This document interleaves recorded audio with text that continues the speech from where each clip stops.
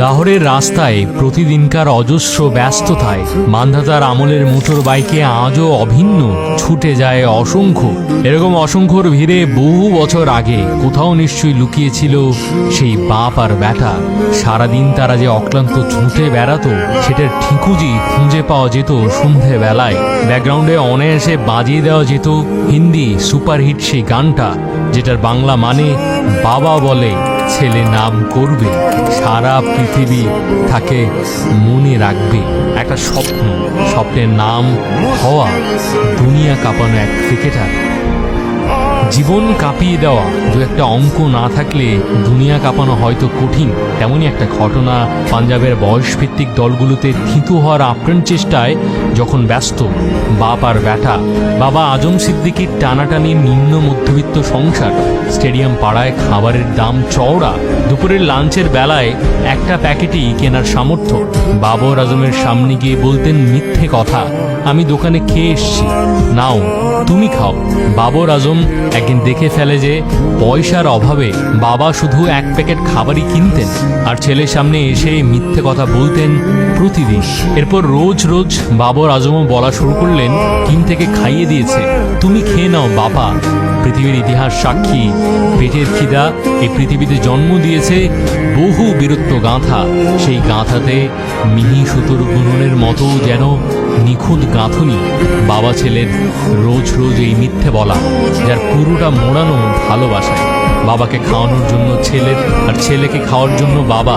ওই মিথ্যে তো আদতে স্বপ্নের পথকে আলোকিত করার সত্যি।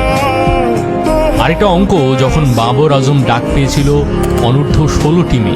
বাবরের আপন খুড়তুতো ভাই কামরান আকমল, উমর আকমল আর আদনান আকমল, এর মধ্যে কাজিন কামরান আর উমর তখন ন্যাশনাল টিমের তারা। পাকিস্তান আন্ডার 16-এর ডাক পাওয়ার সময় একজোড়া ভালো জুতো জোড়াও ছিল না। বাবর আজম ধার চেয়েছিলেন তার কাজিন ক্রিকেটারদের কাছে। ন্যাশনাল টিমে যারা খেলে তাদের কাছে স্পন্সরের সৌজন্যে ক্রিকেট শুয়ের বারন্ত। তবু সেই খুঁড়তুতো ভাইরা এক জোড়া জুতো দিতে জানিয়েছিলেন অস্বীকৃতি। বাবর আজম সেদিন সেই 15 বছর বয়সে শিখেছিলেন, প্রতিজ্ঞা করেছিলেন জীবনে যাই হবেন আর করবেন সেটা নিজেই করবেন। বাবার সাথে দুপুরের লাঞ্চ আর খুঁড়তুতো ভাইদের সাথে জুতো জোড়া চেয়ে না পাওয়া, ভালোবাসার প্রত্যাখ্যান, এই দুই পাল্টে দিয়েছে সেরা হওয়ার পাথেও হয়েছে। পাকিস্তানের মতো সমৃদ্ধ ক্রিকেট মানচিত্রে এমনিতে প্রতিভার নিরন্তর জন্ম হয় গলিতে গলিতে। 15 অক্টোবর 1994 পাকিস্তানের লাহোরের এক নিম্ন মধ্যবিত্ত পরিবারে জন্ম। ছোটবেলা থেকে ক্রিকেটে ঝোঁক, কেউ কেউ থাকে ন্যাচারালি, টেকনিক হয় পোক্ত। বাবর আজমও তাই। ব্যাট ধরার ধরন, স্টাইল, টপ হ্যান্ড ব্যাটসম্যানশিপ মনে করিয়ে দেন হানিফ মোহাম্মদ, সচিন টেন্ডুলকারকে। ক্লাসে যেমন মেধাবী ছেলেটা সবার সুনজরে থাকে, পাকিস্তানের ক্রিকেটেও তাই। তারই ধারাবাহিকতায় বয়সভিত্তিক পর্যায়ের সকল জাতীয় দলে খেলেছেন। 2015 সালে একদিনে ক্রিকেট দিয়ে সিনিয়র ন্যাশনাল ক্রিকেট টিমে ডেবু। পাকিস্তানিদের পক্ষে শুরু থেকেই বলা হয়েছে, ভারতের আছে বিরাট কোহলি, আমাদের জবাব বাবর আজম। যদিও শুরুতে বাবর আজমকে নিয়ে হাসি তামাশা কম হয়নি, তবে সময় যত গেছে বাবর আজম 3 ফরম্যাটের ক্রিকেটে ক্রমশ জানান দিয়েছেন তিনিই হলেন ক্রিকেটের নয়া শাহেনশাহ। একের পর এক রেকর্ড মাইলস্টোন প্রতিদিন কদমবুশি করে যাচ্ছে, আটকা পড়ছে বাবর আজমের ব্যাট গ্রে নিকোলসের তলায়।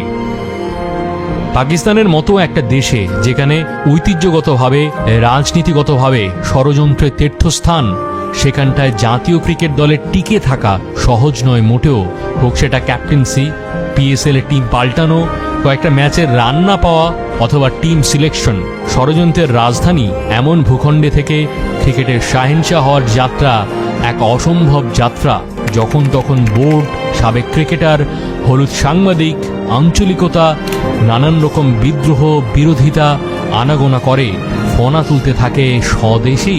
আর বিরাট কোহলির সাথে তুলনার চাপ তো প্রতিনিয়ত লেগেই আছে। যদিও বাবর বারে বারে বলেছেন, দেখিয়েছেন কোহলির সাথে কোনো কম্পিটিশন নয়, যেটা আছে সেটা কেবলই শ্রদ্ধা। যখন সচিন ছিল তখন কেউ ভাবেনি কোহলি আসবে। কোহলি আছে তাই অনেকেই মানতে চায় না বাবর আজমকে। তবে কালকের আসন্ন ইতিহাস আর সংখ্যার জ্বালানি আজকের বিরোধিতাকে কোথায় কত দূর আঁচড়ে ফেলবে সেটা কে বলতে পারে। সময় ছাড়া এই যাত্রায় তার সম্পদ যে কোনো পরিস্থিতিতে ঠান্ডা জমাট নিরুত্তাপ থাকা, যেটা সর্বজয়ীর বড় গুণ। প্রথম মুঘল সম্রাট বাবর শাসন করেছেন গোটা ভারতবর্ষকে। লাহোর থেকে বেরিয়ে ক্যারিবিয়ান দ্বীপপুঞ্জ, আফ্রিকা, ইংরেজ রাজত্ব, আমিরাত, দিল্লি, মিরপুর, কলম্বো, সিডনি থেকে অকল্যান্ড। বাবর আজম এরই মধ্যে শাসন করা শুরু করেছেন গোটা ক্রিকেট বিশ্বকে। বর্তমান আর ভবিষ্যৎ সমীকরণ হিসেব করলে যে কোনো পাকা ক্রিকেট বুঝিয়ে মিলিয়ে নিতে পারবেন।